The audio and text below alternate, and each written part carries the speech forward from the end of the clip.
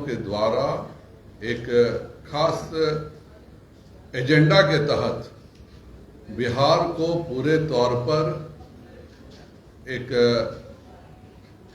हर जगह आंदोलन करके तबाह करने की स्थिति पर ला करके रखा गया है और यह एक पूरी योजना के तहत हो रहा है। एक तो अग्निवीर योजना से अगर किसी को दिक्कत थी, हम लोग 5 दिन से यहाँ पे पार्टी कार्यालय में हैं, सभी आपके माननीय सांसद हैं, आपके चुने हुए जनप्रतिनिधि विधायक हैं, जिलाधिकारी होते हैं। अगर सरकार के पास आपको कोई ऐतराज था, कोई दिक्कत है, आप मेमोरेंडम बना करके और संबंधित व्यक्तियों को दे सकते थे।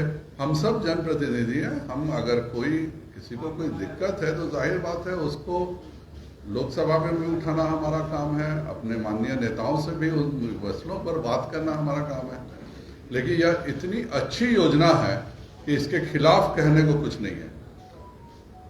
जितने लोगों को रेजिमेंट में लेना होता है, जितने सैनिकों को, या 25% करके उस तौर पे लेंगे।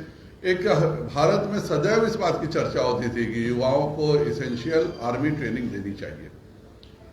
यह एक पूरी योजना थी। आप 17 से 21 साल की योजना है, 1 साल के लिए हम लोगों ने बढ़ाया है। लेकिन आप यह सोचिए, कोई 18 साल का बच्चा 22 साल की उम्र तक आते आते 48 लाख उसको 4 वर्षों में पेमेंट होता है। एक साथ 12 लाख की राशि उसको मिलती है। उसको कोई भी अगर काम करना चाहे तो उसको सब्सिडी के आधार पर लोन मिलता है। सेंट्रल फोर्सेस जितनी हैं, असम राइफल्स हैं, सब में उनको आरक्षण मिलता है। आप अगर 10वां पास है तो आपको आईएससी करने की 12th पास करने की सुविधा। आप 12th पास हैं तो आपको ग्रेजुएशन करने की सुविधा है। केवल आप 2 सब्जेक्ट का ब्रिज कोर्स करके आप यूनिवर्सिटी रिकॉग्नाइज डिग्री प्राप्त कर लेते हैं। और जिनको सैनिक बनना रहना है, परमानेंट सैनिक में, वो 25% वो अच्छा परफॉर्म करेंगे, वहां पर रहेंगे। लेकिन किस सब बातों को नकारते हुए 22 साल के बाद तो हम ग्रेजुएशन करके कंपटीशन की तैयारी करते हैं। ऐसा कौन सा लड़का है जिसको 22 साल में सारे कितने बच्चे हमारे यहाँ यूपीएससी और बैंकिंग 22 साल में निकालते हैं। सब जगह उम्र 26 साल 28 साल है। यह एक पूरी योजना बनी कि हम एक तो सेना को ज़्यादा नौजवान करेंगे, दूसरा इसमें बहाली ज़्यादा से ज़्यादा करके आम नागरिकों में अगले 10 साल में 35 साल के कम उम्र की हमारे पास एक 10 लाख की अलग से रिजर्व फोर्स हो जाती। और यह चाइना इसी ढंग से चलता है, इजराइल इसी ढंग से चलता है, इंग्लैंड इसी ढंग से चलता है। जब कभी भी देश में संकट आए तो ये जो हमारे पास 10 लाख 12 लाख की एडिशनल फोर्स जो सामान्य कारोबार, सामान्य काम, दूसरी नौकरियों में रहती, उनको अगर देश पे कभी संकट आए तो हाथों हाथ लेकर के देश की रक्षा की लड़ाई के लिए उनको हम लोग भागीदार कर सकते हैं।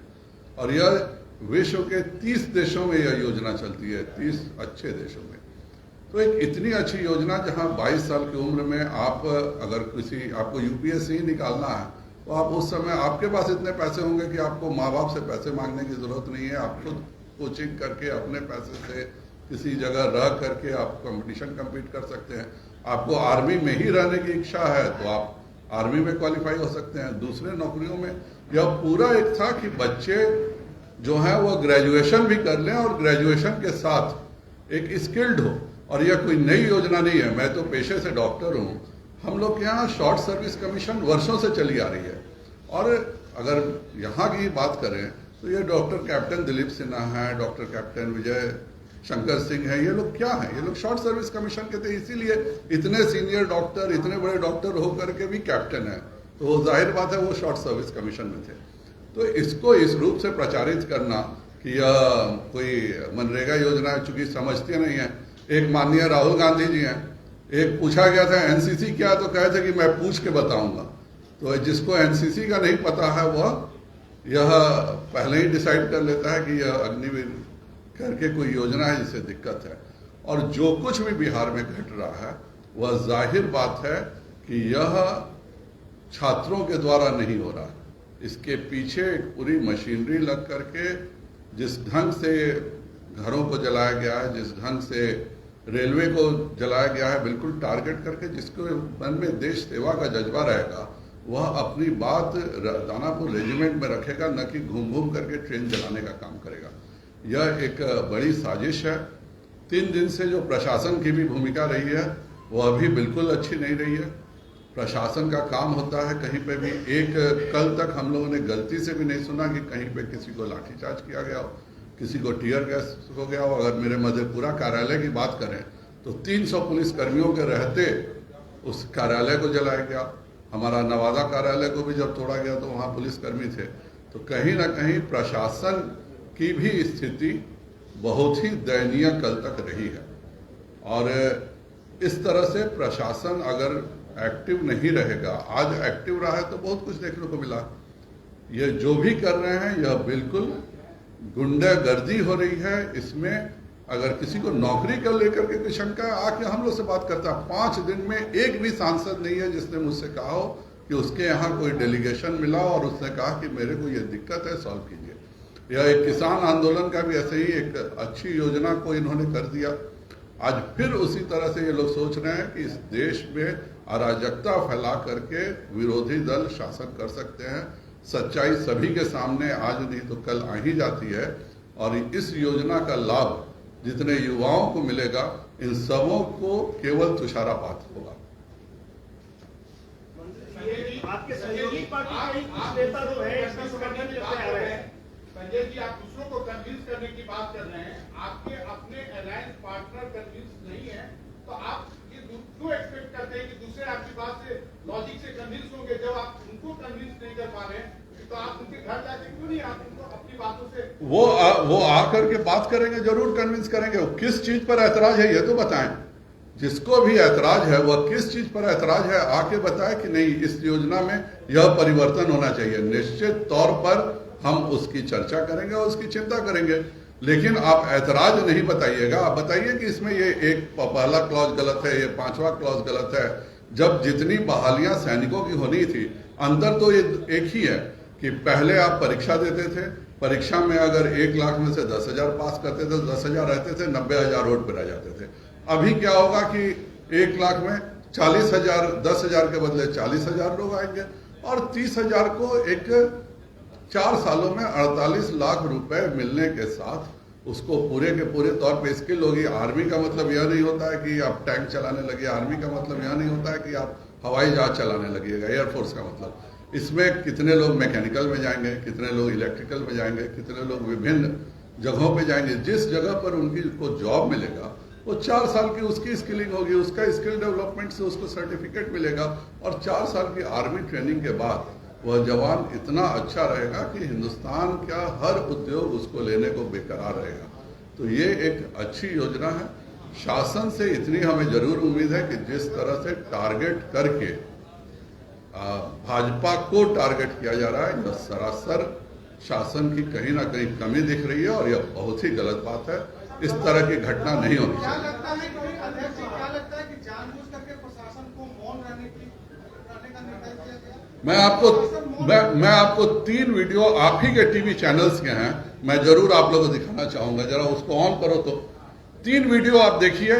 मुझे नहीं लगता इसके बाद मुझे कुछ कहने की होगी। आप ही में से किसी चैनल का 3 वीडियो है, तो आप एक बार देख लीजिए। आपको शर्मिंदगी महसूस नहीं हो रही कि आप बिहार में अध्यक्ष हैं, आप सत्ता में हैं और आपके इतने दफ्तर, इतने नेताओं पर इतने आज तक कभी हमला नहीं हुआ था, हमला हुआ और आप सरकार में भी। जाहिर बात है हिंदुस्तान में कहीं नहीं हुआ है और किसी जगह जहां बंगाल हो, झारखंड हो, जहां हमारी सरकारें नहीं है, वहां भी अगर इस तरह की घटना नहीं घट रही है तो ये एक गहरी साजिश है और प्रशासन को हर हालत में इस साजिश को खोलना होगा कि क्यों ऐसे हो रहा है। 1 मिनट ये देख लीजिए क्या हुआ। बिल्कुल बिल्कुल है और हम लोगों ने बात किया। मैंने गृह सचिव से भी बात किया है, डीजीपी से भी बात किया है। मुख्यमंत्री जी के सामने हम लोगों ने रखा, उप मुख्यमंत्री वो बात करेंगे। एक संगठन के अध्यक्ष के तौर पे मैंने गृह सचिव और डीजीपी दोनों से बात किया। जरा ये दिखाइए। बेतिया से बड़ी खबर आपको बता दें, संजय जायसवाल के घर को उड़ाने की कोशिश की गई है। बिहार बीजेपी अध्यक्ष संजय जायसवाल के घर पर हमला हुआ है। उपद्रवियों के घर के पास फेंका था सिलेंडर।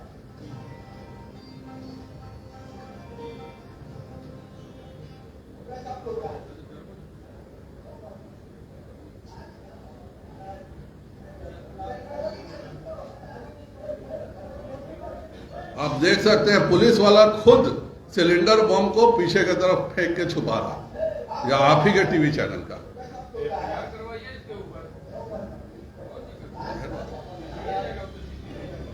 तमाम जानकारी के साथ संवाददाता धनंजय फूल लाइन से जुड़ चुके हैं। धनंजय, इन छात्रों के नाम पर जो बवाल काटा जा रहा है, क्या आपको लगता है छात्र इस तरह से अगला दिखाइए, अगला दिखाइए।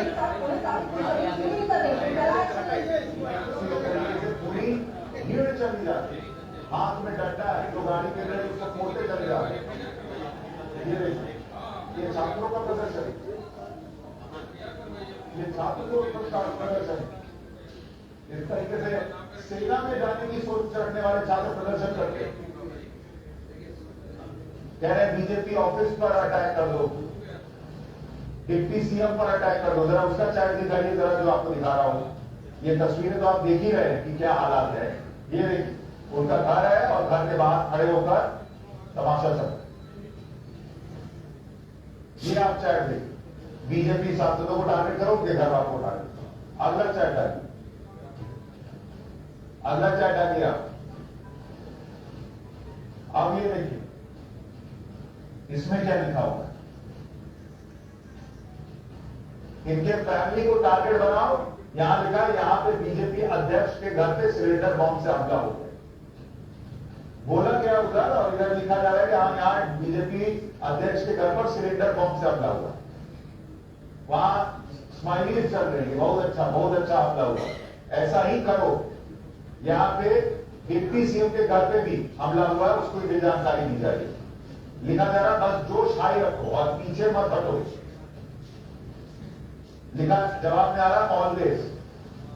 देख रहे चाहे ये पूरी साजिश जो है वो इस देश को जलाने की थी, ये साफ साफ दिखता है।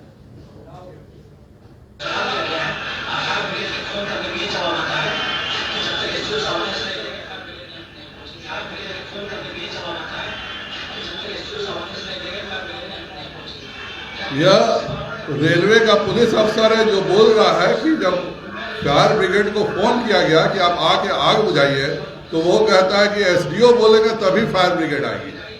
तो बंद कर दीजिए, अब बाकी रहने दीजिए।